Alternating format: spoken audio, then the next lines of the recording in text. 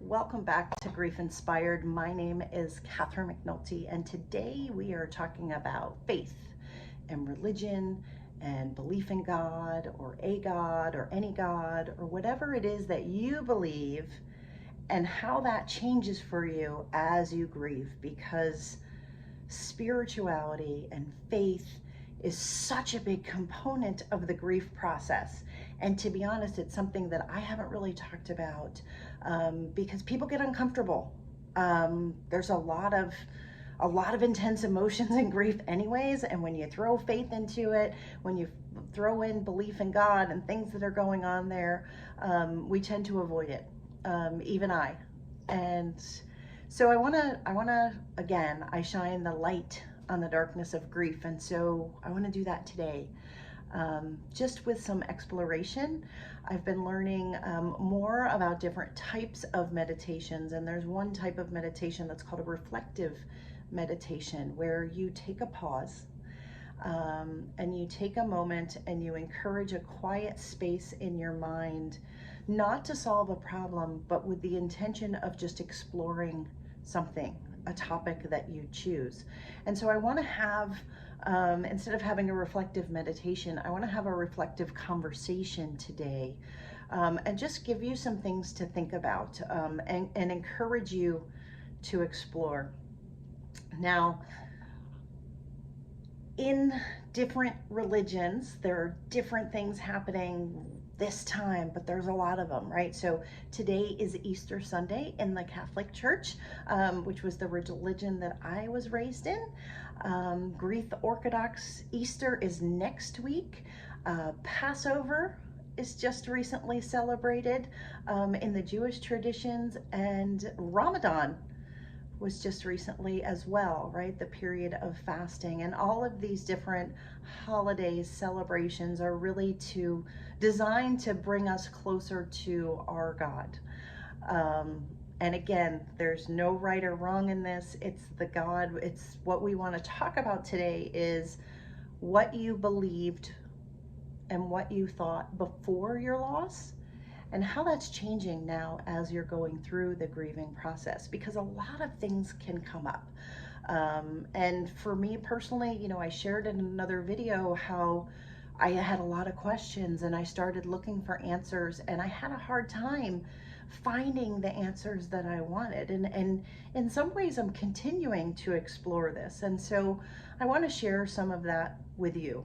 And I want to encourage you to spend some time in reflection with me in this conversation, and then also take some time after this video and put some thought into it. And there's nothing I would love more than to hear what your thoughts are on this, because I think it's an important conversation. I want to learn more about how this shows up for other people, based on your religious beliefs. And like I said, there isn't a lot of study on it. There isn't a lot of things that I can go and educate myself on. So I'm coming to you as my community to let me know what's going on, right? We've had some folks in the community that I'm so grateful for, because they've shared how angry they are with God, and how they're very disillusioned. And so I want to talk about that a little bit more. Now, when we talk about faith, we can use the words faith, spirituality, religion, God. I want you to consider taking some time and really reflect on these and say, like, what is faith? What is faith to me? What is my religion? Do I believe the religion that I'm practicing in? And am I spiritual? Am I not? Right? There's some people who believe that there is nothing, which is also an okay thing to believe, right? We're all trying to figure it out. And so wherever you stand in that, what is your belief? What is your practice? Do you go to church? Do you not go to church? Your community. And how are these things changing now because of your loss? Do you believe the same things that you believed before your loss that you believe now? Or are questions coming up for you? Is your practice the same? I know for me personally, I had a really hard time going to church when I was grieving because church was painful for me. And there was a period of time where I stopped going because it just hurt so much. And I didn't really understand why. All I knew was that when I went to church, I cried the entire time. And after a while, that didn't feel good. And I shared in my last videos that I really started looking for answers and I started asking questions. And when I wasn't getting the questions answered, or the questions, the answers that I needed, I got really disappointed. And when I went to my community, I was surprised and disillusioned by the fact that my community didn't have answers. And the reality is I don't think that there's enough of this exploration going on. All I can assume is that because I've asked questions of a lot of people and I haven't gotten a lot of answers, the only thing that I can assume is that there hasn't been a lot of reflection, a lot of emphasis on this, and for some people, and I was like this too, we sort of blindly believe what we're taught until loss happens. And then we say, oh, wait a minute, I lived a good life. I did all the things that I was supposed to do, right? In the Catholic Church, I went to church every week. So why did this happen? Why did I lose my baby? Am I being punished? And did I do something wrong? Is this because I've sinned? Is it because I'm not a good enough person? Does God not love me? Does God love other people more than me? That's why good things happen to them and this happened to me. There's so many questions that go on there. And then when we go to the members of our churches or our faith communities and we start asking them questions, there's some crazy responses that we get back. We hear God has a plan. And if you just pray, you won't be in pain, right? You just keep faith, right? Everyone says, keep faith, believe. God will deliver you. God will rescue you. God is with you in the pain. But sometimes when you're deep in pain, it doesn't feel like God is with you. Do you know what I'm talking about? And so here's my question is, are you hurt? Are you confused? Are you angry or disappointed in your faith, in your religion, with your community, or with God? And I, when I was going through what I consider to be my spiritual crises, where I was blindly following the Catholic religion and I was doing what I was supposed to do and what the church told me to do.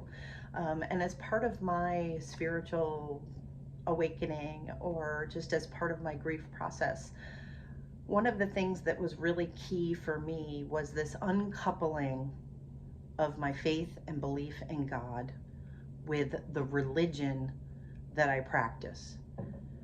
Before my grief, they were one and the same. As a result of my grief, I have my faith and my belief in God and what I know to be true for me.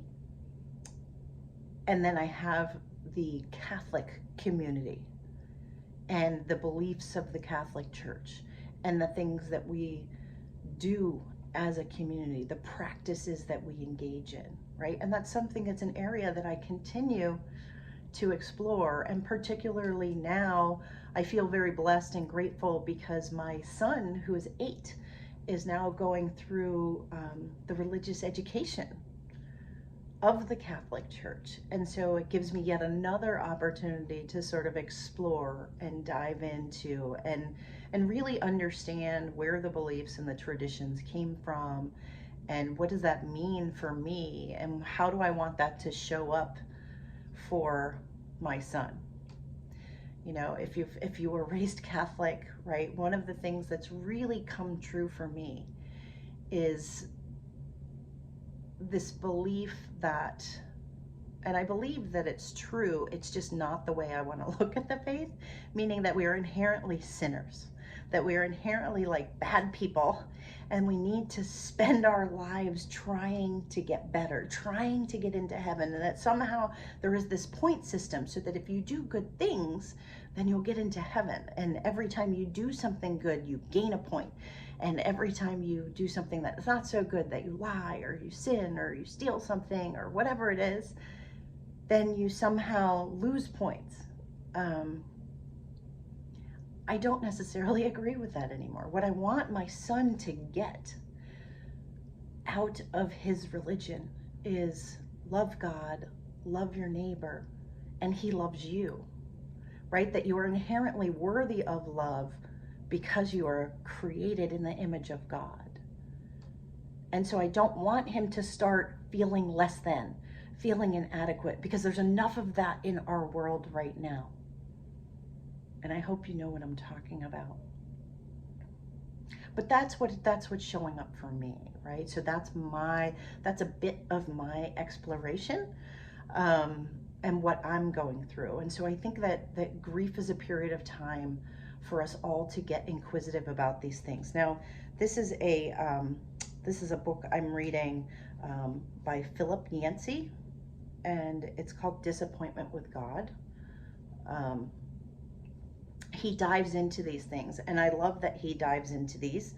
And in the book, there are 3 questions that he asks and explores. And you can see I'm only partway through the book, so I do have to finish it. So I can do another follow-up video after I finish it. But again, it's about exploration. And there's 3 questions that he seeks to answer.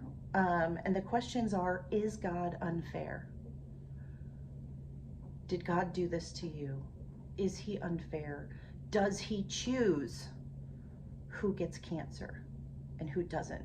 Who loses a child and who doesn't? Who gets COVID and dies and who gets COVID and lives? So that's one of them. Is God unfair? And then 2, is he silent? When things are happening for us and we're on our knees because our grief has dropped us to our knees, has taken us out so much that we have no choice but to turn to our faith and turn to God and say, please help me. And I'm looking up to the heavens because that's what it's like for me. Please help me. How do I do this? And I remember those feelings of desperation. And those have lessened for me in time. But this whole like, God help me, give me a sign, show me that you're there. Is God silent? Is the second question. And then the third question is God hidden? Does God really exist? Is he choosing not to show himself to us the way he did in the earliest parts of the Bible? Right? During the period of Exodus and Genesis and Exodus, when God was present and he was talking to Moses and he was talking to people and he was showing himself to encourage people to believe, right? That's what the Bible shares. And yet we haven't seen him again since all of those years ago. And so the question that he explores is God hidden today for us? So I can do a follow-up video, but what I want to encourage you to do is I want to know what you think. I want to hear your comments. I really want you to dive into this. I want to encourage you to share them here in the community on the video, so that other people can see. If you're not comfortable doing that, or if you want to share a little bit and then send me an email at GriefInspired@gmail.com, I want to encourage you to do that too. I think we need to explore, and I think it's important, and I'm committing to you to continue to do this exploration because I think it's meaningful, and I think it's important, and I think it You know, when we lose the people we love closest to us, it shakes our very being, not only our sense of self, but our faith, but our belief, but our meaning in why are we here on this planet? And what do we want to do with the time that we have left? And I think it's just such an important conversation. And the one thing I've learned in my grief is that it's about connection, about living. Continuing to live is about connecting. And so this is a way for us to continue to connect. I love that I get to connect with you here on YouTube, and that you watch this and then you can comment back. And then with so many of you, we've actually set up phone calls and I've gotten to know you. And that's just so special, because otherwise I might not have, I've talked to people all over the world and get to share space with people all over the world, right? I've spoken with people in the Philippines, and I have members of my grief course from England, and and I'm trying to schedule things and make sure, how can I get a grief course where everybody, it's on a good time zone for them, and that's such a blessing. It really, really is. So I want to encourage you to lean into this one, watch it again, share it with key people, people who are important to you, people that you want to have the conversation with more, people who would be open to the conversation with you. Why not? Why not? So we are shining light on the darkness of grief, and our faith and our religion and our belief and our hurt in God and disappointment and whatever's showing up for you. That is part of the dark, and we need to shine light on it, because by bringing it into the light, it helps us heal, it helps us find meaning, it helps us grow. And I think that that's so very important as part of the grief process, and that's how we become grief inspired, because that's what I want for all of you, to be grief inspired, to have taken your pain and had it be a fuel to let you become the person that you and maybe God designed you to be. For those of you who are Catholic, for those of you who, happy Easter. For those of you who are Greek Orthodox, happy Easter next week. For those of you who don't believe in Jesus, that's okay too. For me, I'm hanging on to the fact that this is Easter Sunday, is the resurrection of Jesus. And it's the promise that I one day will again see my son Jackson, and I want to hang on to that belief because it brings me comfort, and I want to know that I will see him again. And that gets me through the day. It really, really does. And it's the promise. It's the promise that I believe. And so I want to hear more about what you believe. So please share with me, ask more questions. Let's dive into these topics, and together we can grow. Bye for now, and have a blessed, blessed week.